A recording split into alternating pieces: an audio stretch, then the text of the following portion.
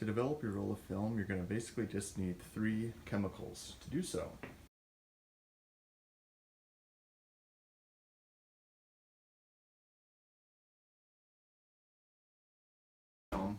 Located right over here on the wall. So this is a pretty easy thing to read, just to cruise through, but all the steps are listed right out. So we'll start by washing the tank out, developing for the amount of time based on the ISO that we're using. We'll wash the film, we'll do the fixer, we'll wash the film, then we're actually going to do photo flow for about 30 seconds and then dry the film out. That's how you finish it off. So I've already got my developing tank all set to go here.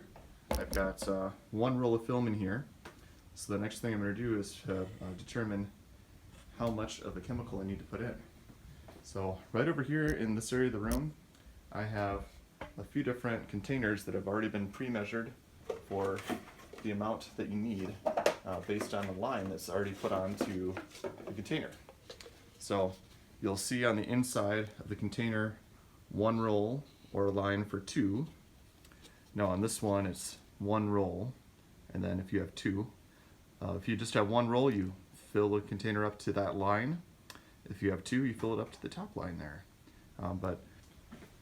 So anytime that you're washing the film, you're simply just going to place it underneath the faucet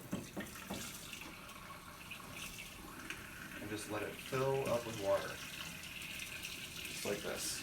What we need to do here, just fill it up with water, slosh it around a little bit, pour it out.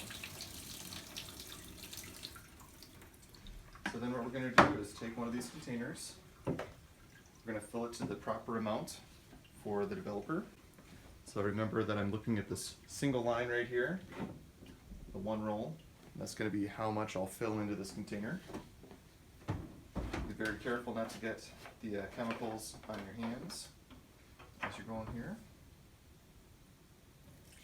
Very carefully pour this up to that 1 roll mark. Now it's going to be a good chance to double check on the ISO of your film, because once you put that developer in, the time starts for it's developing. So I know I have ISO 100 in here, so looking over at the charts, I'll double check. Okay, I need to be at 11 minutes in length of time for my developing. So in the darkroom we have a clock right over here. This is set to a really dim amount of light.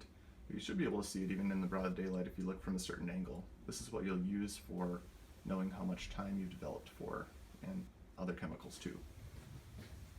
So the very beginning stages of your developing process are the most important. You really want to make sure that your chemical is in there fully over the film, but without any air bubbles. So I don't have any water left in this tank. So I'm going to take my chemical, I'm going to very carefully pour it right down the center spindle.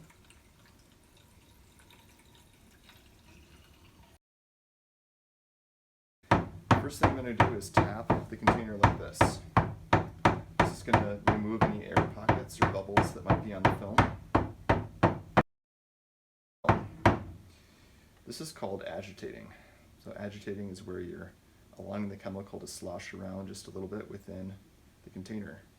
You don't want to go overboard on this, so I'm just doing a slight amount like this rather than tipping it upside down or anything like that. We don't want to cause more air bubbles in there.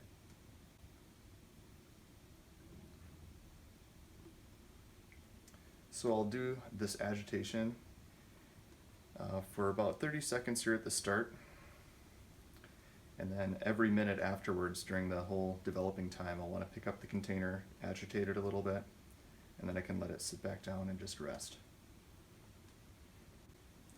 So now that the time has ended for the amount of time our developer needs to be in there, I'm going to remove the chemical and put it where it needs to be. So since I took it from the number 1 container, D76-1, I can put it into the D76-2 container. If I had taken it from the 2 container, it would go down the drain. I'm going to put it underneath the water here. And I'm going to wash the film out. All set to go with my fixer. So the same kind of situation here. You carefully pour it right down the center spindle. And we're going to be fixing the film before the time that it says on the chart over here. This doesn't depend on what type of ISO it is. So we're going to be fixing the film for 5 minutes. You want to do the same kind of process that you did when you had the developer in there.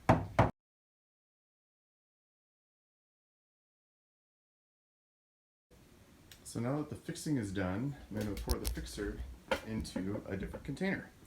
So we use the fixer first for film, and then we use it for paper. So we're going to put this into the paper fix container, and then we'll be using it to develop our paper after we've developed our film here. I'm going to pour it right in there. So this next wash is going to be a little bit longer. First one was just a minute long. Now we're going to be doing this for a bit longer. So best way to make sure that the film is fully washed is to let it just sit underneath there for about 5 minutes to let the water flush through it. That way you won't have any chemicals left on there. And then we'll do our last step after that. Alright, now that it's been 5 minutes, I'm going to turn off the water. I'm going to pour out, making this in here. It's now light safe, so I'm just going to unscrew the top on our developing tank here. I'm going to take what's called photo flow and pour it into the film and let it just soak for about 30 seconds. So I can just look to see if the photo flow is reaching over the top of the film, and I know that I've got enough in there. Alright, so now that that's been 30 seconds, we can take our film out. And we can take it off with a center spindle like this. You don't want your film to touch the ground, but if we turn this like this, we can get the film to release from the inside of the reel. And I'm just going to back up a little bit here so you can see this. We want to take our finger and just run it all the way down the length of the film like this. Just squeegee it off just a little bit. Take this. It's really important that as the film dries, we don't have any sort of dust collect on it. So we'll hang it from one of these clothes hangers in here. And then on the bottom of the film, we're going to take one of these weights and attach it on there like this. So keep the film real straight.